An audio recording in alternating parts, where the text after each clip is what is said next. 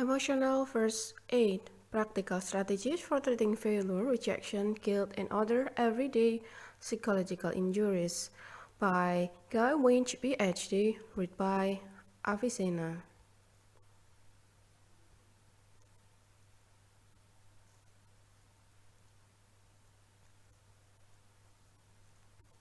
Chapter 1 Rejections.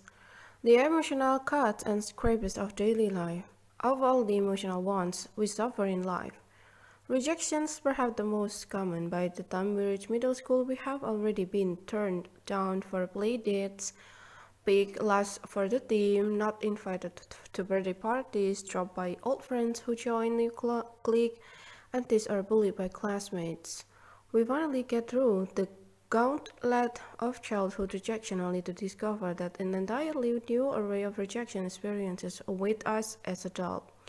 We get turned down by potential dates, refused by potential employer, and snubbed by potential friends.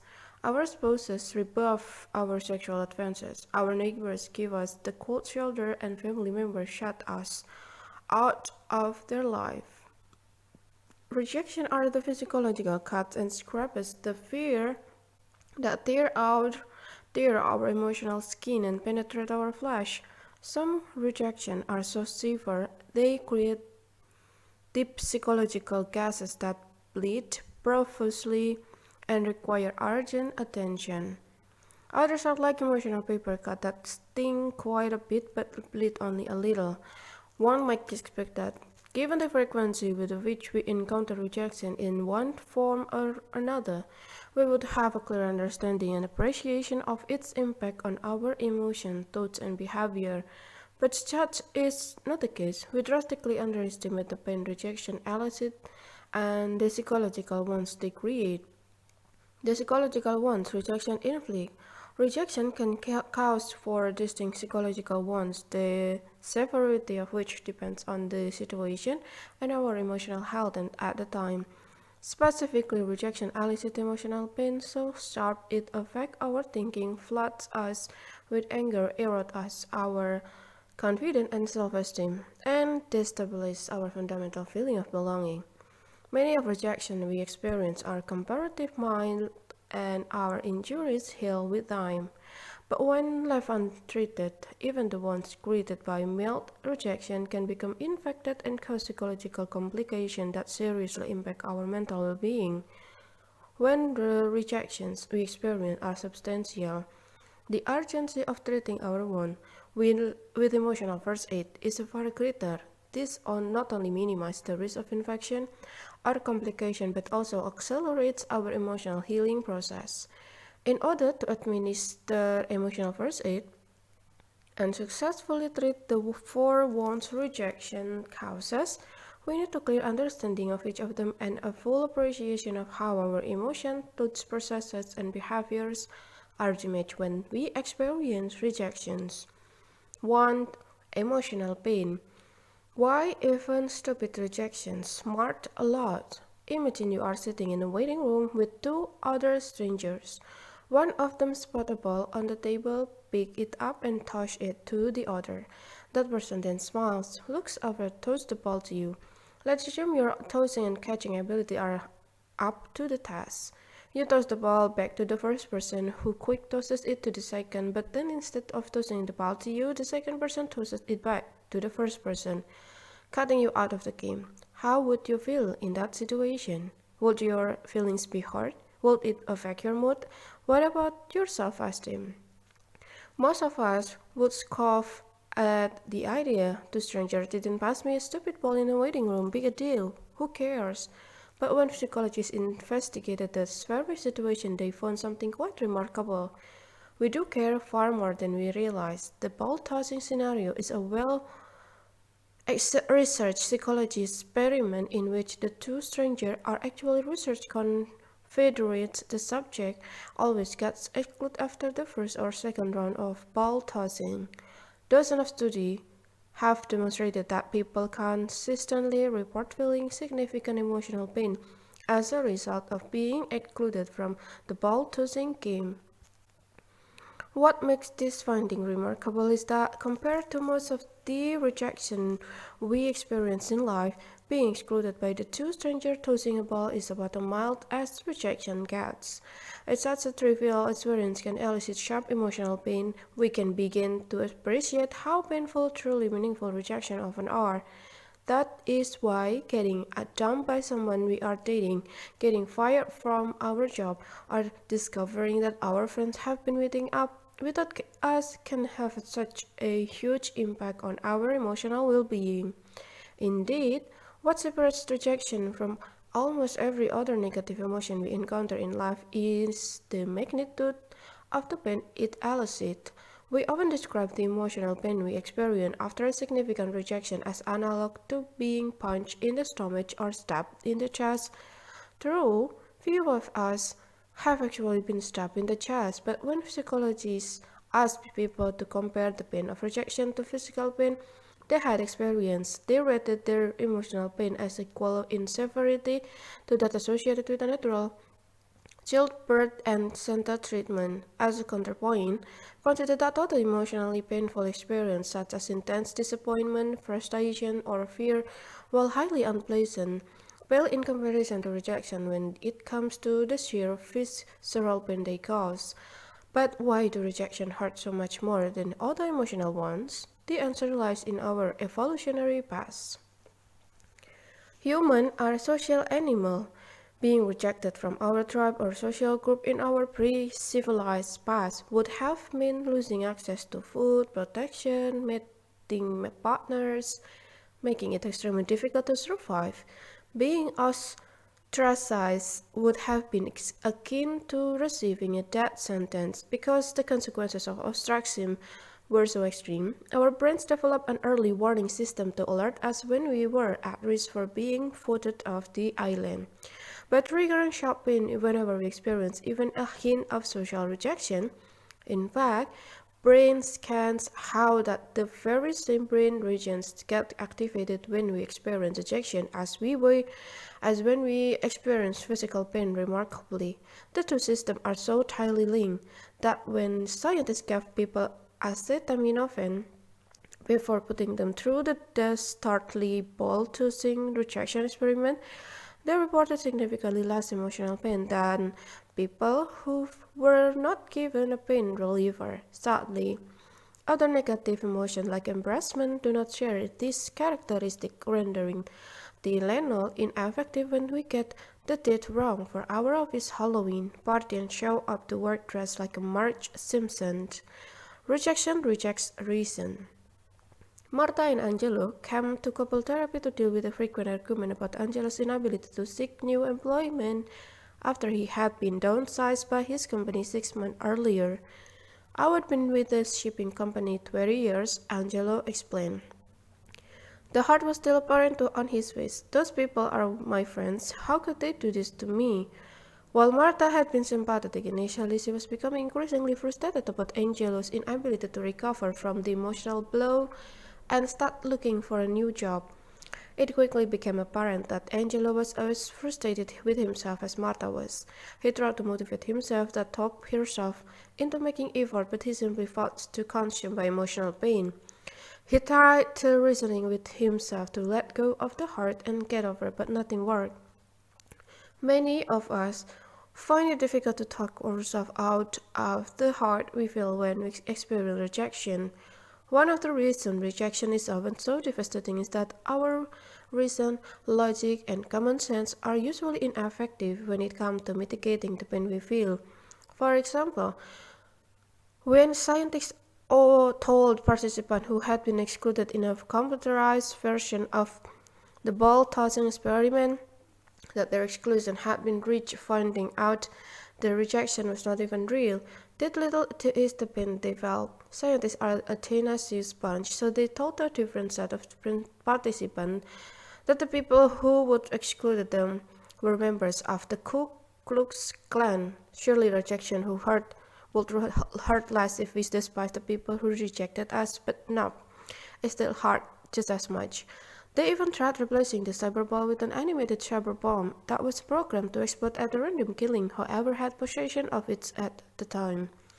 But subjects felt just as much rejection pain when they were not passed a cyber bomb as they were when they were not passed a cyber ball. Rejection impact our ability to use sound logic and think clearly in other ways as well.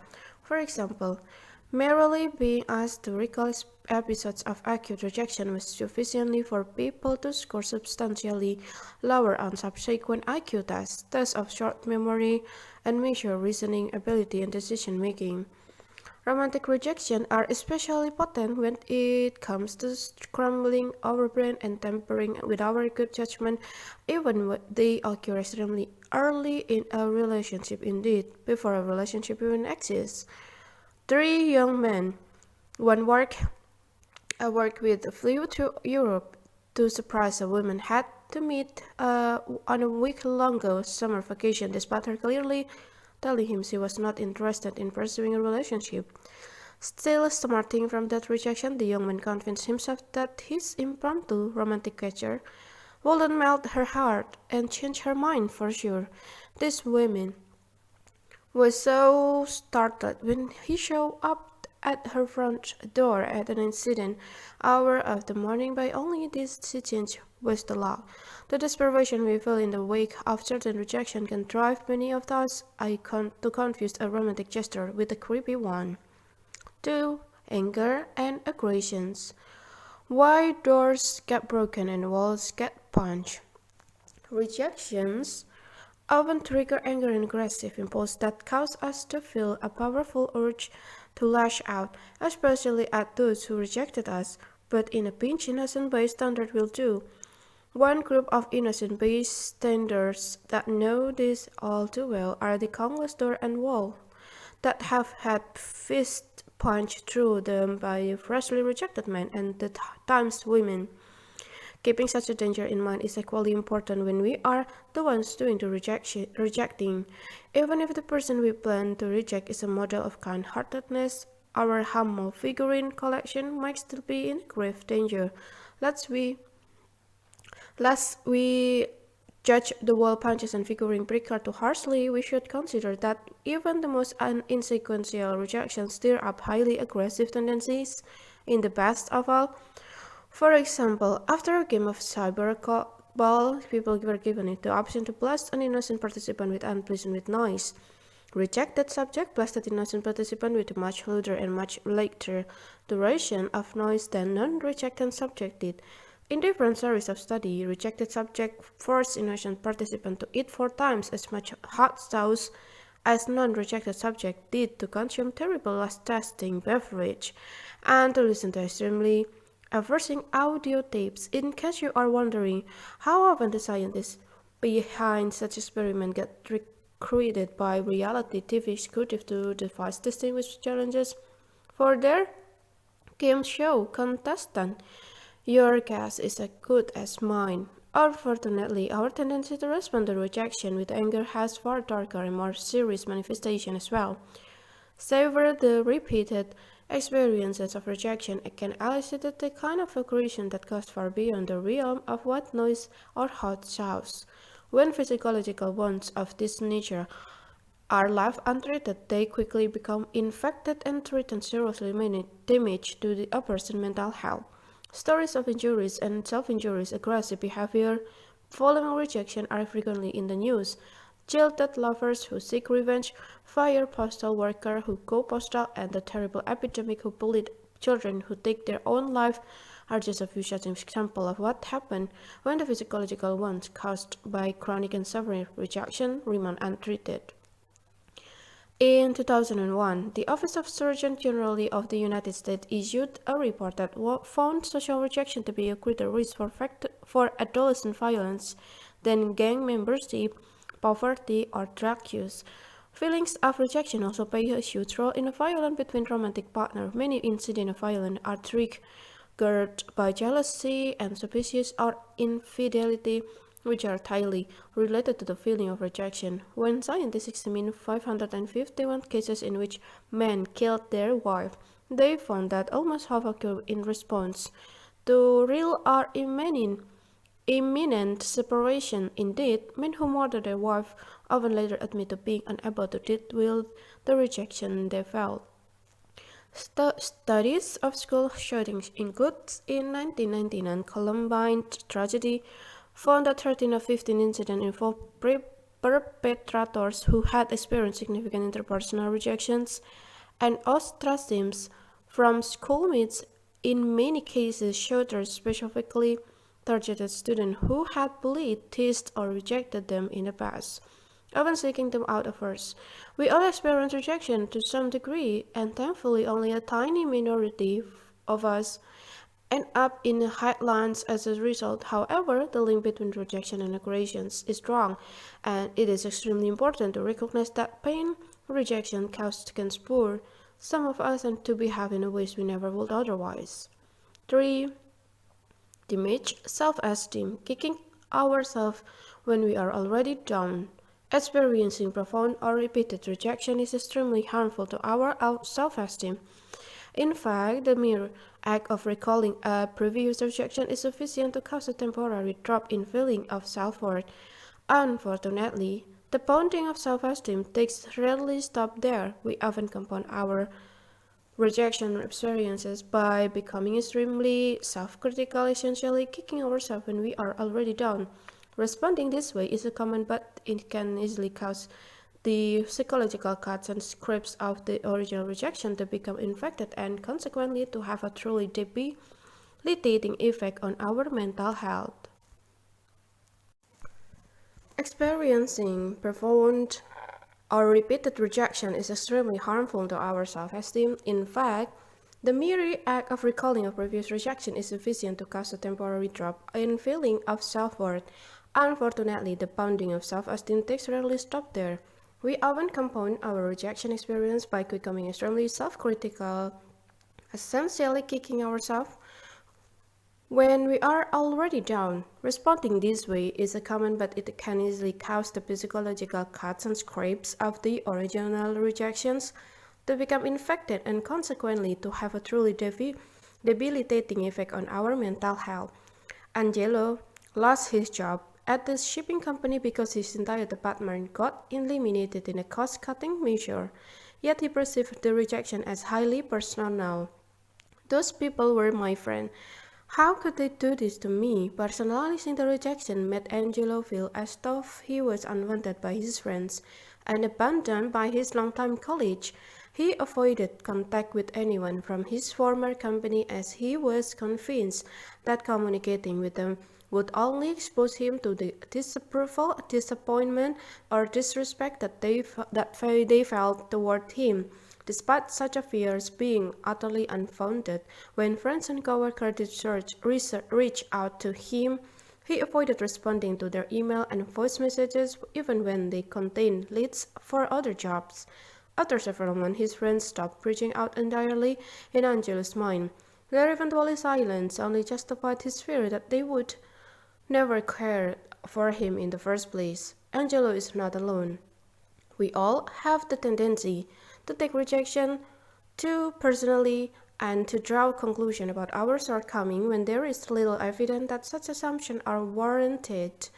Think back to when you were rejected by someone romantically. Did you find yourself listing everything that might be wrong with you? Did you fault yourself for not being attractive enough or sophisticated enough or smart enough or rich enough or young enough or all of the above? Did you think this always happened to me, or no one will ever love me, or I am never going to find someone? Personal rejection are rarely as personal we experience them to be, and even when they are, they rarely involve such a sweeping indictment of our flaw. In addition to unnecessarily personalizing rejection, we also tend to overgeneralize it even when we have no grounds to do so. For example, by thinking, this always happened to me, or I am never going to find someone, or to engage in needless self-criticism by assuming we could have prevented the rejection had we done something differently. Self-criticism is especially problematic following romantic rejection, as many of us spend hours analyzing everything we said or did in a desperate search for our elusive critical wrong move. I should never have had that last drink, or maybe it was too soon to show her my Elmer Fudd underwear collections. In reality, critical wrong moves are exceedingly rare, although granted there is probably never a right time to show a woman's one's Elmer Fudd underwear collections. The most frequent reasons we get turned down as romantic prospects or as job applicants are because of lack of general chemistry, because we don't match the person or company specific needs at the time, or because we don't fit the narrow definition of who they are looking for, not because of any critical missteps we might have made, nor because we have any fatal character flaw. This error in thinking serves little useful purpose, and they only deepen the pain we already feel by adding unnecessary and highly inaccurate self-discrimination that further damage our already battered self-esteem. Rejection hurt enough. We certainly don't need to add salt to our own wounds or kick ourselves once we are already down. 4. Threatening our need to belong. People who need people are not the luckiest people. One of the reasons our self-esteem is so vulnerable to rejection is that we are wired with a fundamental need to feel accepted by others. When our need to belong remains unsatisfied for extended period of time, either because of the rejection we have experienced or because we lack opportunities to create supportive relationship, it can have a powerful and detrimental effect on our physical and psychological health. Some of us have such a challenging life circumstances that satisfying our need to belong can present a real challenge. David, a young man I worked with some years ago, faced far greater hurdles than most in this regard. His story taught me that once we have suffered profound and repeated rejection over our lifetimes, finding our place in the world and feelings as though we belong can be the hardest struggle of all. David was born with a rare genetic illness that typically affects multiple bodily systems and causes significantly shortened lifespan. Although David had a relatively mild form of the disorder, he still required numerous surgeries and hospitalization throughout his childhood. David's illness affected not just his health but his appearance as well. Musculoskeletal problem made his gait unsteady, and he had noticeable irregular facial characteristics such as a flattened upper lip, a prominent lower jaw, and significant dental trauma. Further problems regulating saliva meant he was prone to drooling. Children born with more severe form of David's illness often have significant physical disability and life-threatening medical problems that prevent them from attending regular schools. David's milder condition means he was one of the few children with the disorder who was able to attend a local elementary and high school. But for David, this blessing came at a terrible price. His appearance, his lack of coordination, and his tendency to drool when he concentrated led him to experience a cruel and daily rejection from his peers throughout his school years. David was never invited to parties. He had virtually no friends, and he spent every lunch hour and recess sitting alone.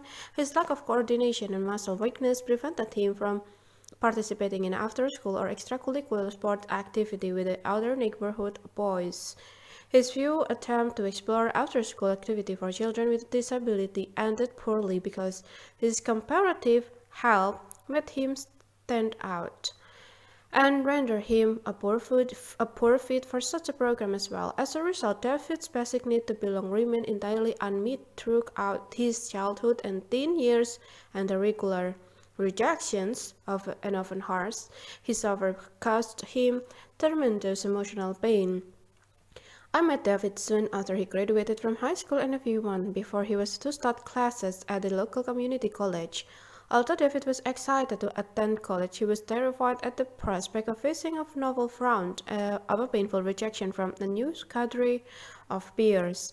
His well-meaning parents assured David that college students were more mature and more accepting than high school kids were, and that he would have a far easier time fitting in than he did in high school. But the lifetime of rejection had devastated David's self-esteem, and he feared otherwise.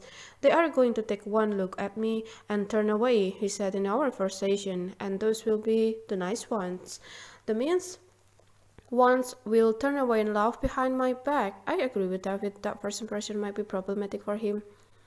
So I asked him whether he had a plan to correct this first impression when opportunity arose to do so. We started discussing how he might handle potential social interaction, and it quickly became clear that David's social skills were severely underdeveloped. Years of alienation and a dearth of school experiences mean David often struggled to come up with the right thing to say or do in a common situation, something he readily acknowledged. We decided to spend the summer working on his local skill. We identified potential social situations and role-play how he might handle them. David was also willing to accept that the initial harsh of rejections he received from college classmates would likely not be strictly personal, but rather a result of their unfamiliarity with his medical problem and their own feeling of discomfort around people with disabilities. Consequently, we decided to brainstorm possible ways for him to relieve any awkwardness or tension his unsteady gait and his trailing mic evoked in his classmate. By the time September rolled around, David felt ready to begin his college career. He was still apprehensive about the prospect of being rejected, but he also felt as though he had much better tools with which he could approach social situation. We scheduled his next session for after his first week of classes. The anguish on David's face was evident from the second he walked into my office. He dropped onto the couch and sighed deeply. "I arrived early for my first class and sat in the front row," he said. "No one else sat there, so when I arrived early for my second class, I sat in the middle row. The row in front of me filled up, as did the row behind me, but no one sat in my row. I arrived early to my third class but the time I waited until class was about to begin, and went and sat between the two people. I said hello, they nodded. One of them moved 2 seats away from me, and few minutes into the class. The other never glanced at me again and bolted as soon as the class was over. As for everyone else, it was the same story. People stopped if they thought I couldn't see them, or they looked away. No one talked to me. No one made eye contact, not even the professor." I was extremely disappointed to hear David's news. After dealing with so much physical and emotional hardship and after suffering such extreme social rejection, I truly wanted for him to have a positive experience. My hopes had not been unreasonably high, as I believed that even a small taste of social acceptance would have done so much for his self-esteem and his quality of life. We had spent months working on how David might correct any negative first impression he evoked, but if his classmates continued to avoid him, if no one would sit next to him or meet his eyes, if no one was with him, it would be extremely difficult for him to do so. David's morale was at the low point, and I was afraid he might slip into despair. The psychological wounds inflicted by lifelong rejection run deep, and David has already been exposed to more emotional pain than most people experience in their lifetime. I was determined to have David turn things around. Disappointing as his first week had been, I believe it was too soon for him to lose hope. But if he was to have any chance of succeeding, he would first need to treat the first wound inflicted by the rejection he had just suffered. How to treat the physiological wounds rejection inflict? Many of the rejection we face are significant, like angels, reoccurring, like school or workplace bullying, or both, like David's repeated rejection by his peers and classmates. In such situations, the risk of leaving our emotional wounds unattended can be profound, but not all rejection require emotional first aid. For example, the survivor of the ball tossing experiment would probably have recovered fully from their experiences even if they had not been truly debriefed about the real purpose of the studies. Let's open our physiological medicine cabinet and review our treatment options. General treatment guidelines. Rejections can inflict four distinct emotional wounds, each of which might require some form of emotional first aid. Lingering, visceral pain, anger, and aggressive urge, harm to our self-esteem, and damage to our feeling that we belong. As with any kind of wound, it is best to treat the emotional wounds of rejection as soon as possible to avoid the risk of infections and physiological complications. Remember, these are first aid treatment only and might be inappropriate or insufficient for more profound rejection experiences or ones that have a substantial impact on our mental health. At the end of the chapter, I present guidelines for when one should consult a mental health professional. Some of the treatment that follow are effective for treating more than one type of wound, while others are more specialized. The treatment are listed in order in which they should be administered. Treatment A, managing self-criticism, and B, reviving self-worth, primarily target emotional pain and damage self-esteem, while treatment C, replenishing social connection, target threatened feelings of belonging. Each of these three treatments is also beneficial for reducing anger and aggressive impulses. Treatment D, lowering sensitivity, is optional as it can have uncomfortable emotional side effects. Treatment A, argue with self-criticism. Although it is important to question our part in rejection so we might rectify any obvious mistakes we made and avoid such experiences in the future, doing so requires a delicate touch. Too often, our quest to understand what went wrong leads to over personalizing and over generalizing the rejection or becoming too self-critical in its wake, needlessly finding all kind of fault in our character, our physical appearance, and our behavior will only deepen the pain we feel in the moment, provoke further emotional bleeding, and significantly delay our healing. Therefore, it's far more useful to err on the side of self-kindness when evaluating our role in a rejection experience than it is to criticize ourselves for any mistakes or shortcomings. Nonetheless, the urge to be self-critical in such situation can be extremely powerful. In order to avoid kicking ourselves when we are down, we have to be able to argue with our self-critical voice and adopt a kinder perspective. To win this internal debate, we need talking points, arguments we can use to formulate a more balanced understanding of why the rejection occurred. Exercise for arguing with self-criticism. 1. List in writing any negative of self-critical thoughts you have about the rejection. 2. Use the following self-criticism counter-argument from a variety of rejection scenarios to formulate personalized rebuttal to each of the self-criticism you listed. Feel free to list more than one counter-argument per self-critical thought when it is relevant to do so. 3. Whenever you have a self-critical thought, make sure to immediately articulate the relevant counter-arguments fully and clearly in your mind. Counter-arguments for romantic rejections. After 20 years as a psychologist in private practice, I have heard countless tales of romantic rejection, both from those doing the rejecting and those getting the heaved ho. People reject romantic partner and prospect for many different reasons, most of which have nothing to do with anyone's shortcoming. Most often it is a simple matter of chemistry, either there is a spark of or there is not, rather than reaching unnecessary and inaccurate conclusion about your faults. Consider this alternative explanation. Perhaps the person prefers a specific type that you do not fit. Like, it's also possible the person X re-entered the picture, or she might be going through a crisis at home or in her personal life, or you might simply be poor lifestyle match. Like she is a creature comfort homebody and you love camping and urinating in the woods. Yeah, it's also possible you are too good for the person in some way.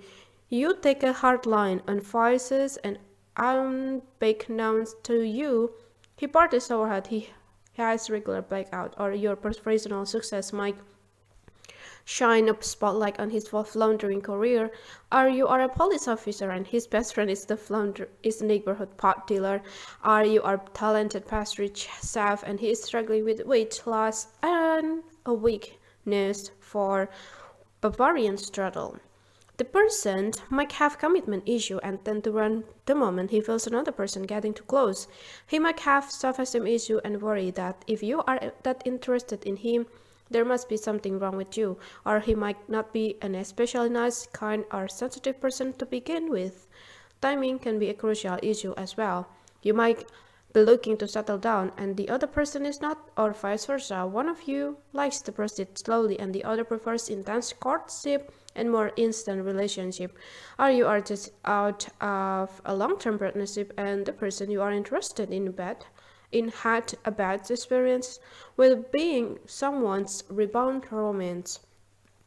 In each of the above situations, the person getting rejected did nothing wrong, and the rejection had nothing to do with any inadequacies on his or her part. The bottom line is, if people give you the "it's not you, it's me" speech, believe them. And when they don't, assume it's them anyway. The rejection will still hurt, but much less so than if you insist on spreading the salt of self-blame on an already painful one. Counter-arguments for workplace rejection. Similarly to dating, getting rejected by prospective employers has usually much less to do with any mistake or inadequacies you display and more to do with your fit with the company or the job description. Some job listings are required to be publicized but were always meant to be filled internally. Other times employers are looking for a specific skill set for our background, and yet others might be required to come up with several candidates even though they already know who they plan to hire. I have heard some employer confess to rejecting candidates solely because they have had bad experiences with the other graduates of their academic institution, their former companies, or their home states. One aspect receiving increased attention from scientists is the impact of being rejected in the workplace by a member of our work group, our superior, or both. Yeah, in the most situation, the rejection or exclusions is motivated by the dynamic related to the organization and its culture, not to your character or job performance. For example, whistleblowers are regularly given a silent treatment and shunned by their fellow employee, even when the whistleblower actions were beneficial to them. One young man I worked with was extremely outspoken about how poor the work condition and compensation were in his company, and he quickly became a target of mistreatment by his supervisor as a result. Even though his colleagues cheered his effort at first, the culture of bullying in the company soon led them to treat him just as poorly in hopes that doing so would curry favor with their supervisor. Fortunately, he was able to recognize that the rejection he suffered at work were not a reflection on his performance. He was an outstanding employee, or his character. Indeed, his initiative and courage were admirable. When we encounter rejection in the workplace, we should consider the extent to which it is motivated by conforming to a negative or bullying corporate culture, acting out of ambition and rivalry, or making effort to appeal to the higher ups and superiors. Doing so will help us avoid unfounded assumptions about our ability or character and prevent us from making the experience even more painful and damaging than it already is. Counter-argument for social rejections. Our friendships and social circle usually nourish our belonging needs, but they can also be the source of extremely painful rejection. One of the situations I hear about most is when the individual discover their friends have been meeting up without them.